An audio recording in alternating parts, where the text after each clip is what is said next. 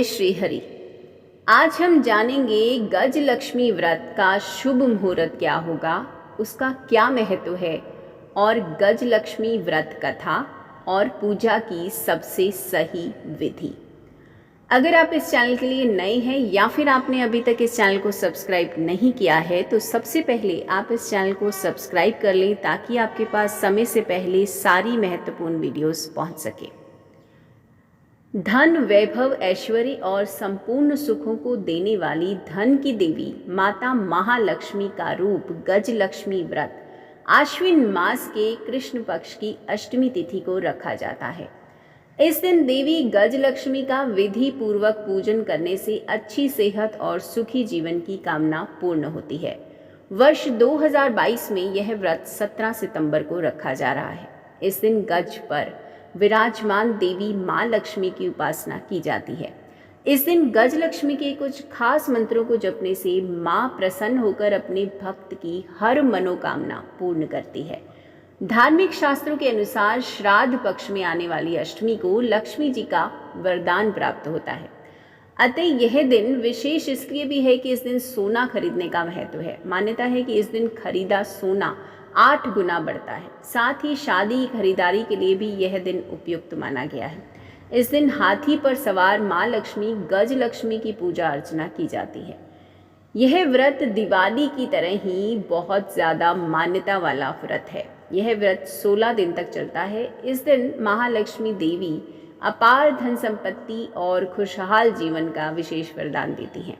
गज लक्ष्मी व्रत के दिन विधि विधान से पूजन किया जाए तो महालक्ष्मी विशेष प्रसन्न होती हैं और घर में धन समृद्धि आती है। इसी दिन कालाष्टमी व्रत और महालक्ष्मी व्रत का समापन होता है। आइए सुनते हैं गज लक्ष्मी व्रत पूजा के मुहूर्त क्या होंगे। गज लक्ष्मी का व्रत 17 सितंबर 2022 शनिवार के दिन रखा जाएगा। 17 सितंबर 2022 को शनिवार के दिन महालक्ष्मी व्रत पूर्ण होगा। अभिजीत मुहूर्त होगा दोपहर 12:08 से 12:57 तक और विजय मुहूर्त होगा दोपहर 2:35 से 3:24 तक। गोधूली मुहूर्त होगा शाम 6:27 से 6:51 तक। अमृत सिद्धि, रवि और स्वार्थ सिद्धि योग सुबह 6:26 से दोपहर 12:21 तक होंगे और द्विपुष्कर योग होगा दोपहर 12:21 से 2:14 तक।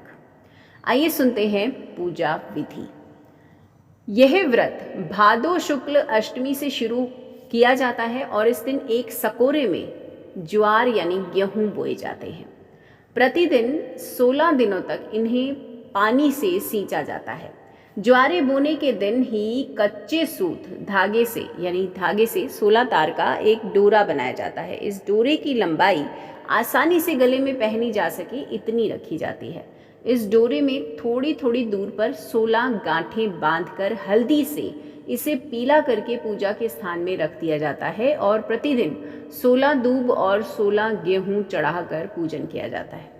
आश्विन यानी कवार मास के कृष्ण पक्ष की अष्टमी के दिन, दूसरे शब्दों में पितृपक्ष की अष्टमी पर उपवास रखकर श्रृंगार करके 18 मुट्ठी गेहूं के आटे से 18 मीठी पूड़ियाँ बनाई जाती हैं और आटे का एक दीपक बनाकर 16 पूड़ियों के ऊपर रखें और दीपक में एक घी बत्ती रखें। शेष 2 पूड़ी महालक्ष्मी जी को चढ़ाने के लिए रखें। पूजन करते समय इस दीपक को जलाएं तथा कथा पूरी होने तक दीपक जलते रहना चाहिए। अखंड ज्योति का एक और दीपक अलग से जलाकर रखें। पूजन के पश्चात इन्हीं 16 पूड़ियों को सवैया की खीर या मीठे दही से खाते हैं। इस व्रत में नमक नहीं खाते हैं। इन 16 पूड़ी को पति पत्नी या पुत्र ही खाएं, अन्य किसी को नहीं देना है।